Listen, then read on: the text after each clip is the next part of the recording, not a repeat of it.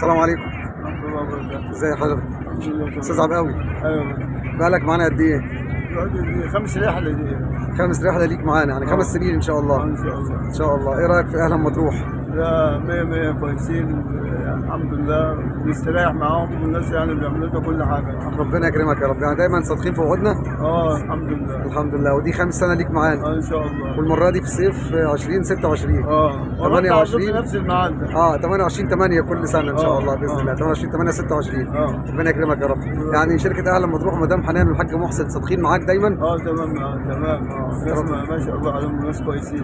ربنا يكرمك يا رب، انت احسن والله. الله ان شاء الله مكمل معانا السنة الجاية باذن الله نقضينا طول العمر بقى ان شاء الله. ربنا يديك الصحة وطول العمر يا رب يا رب ان شاء الله. ان شاء الله باذن الله. الحاجة تسجلي ولا؟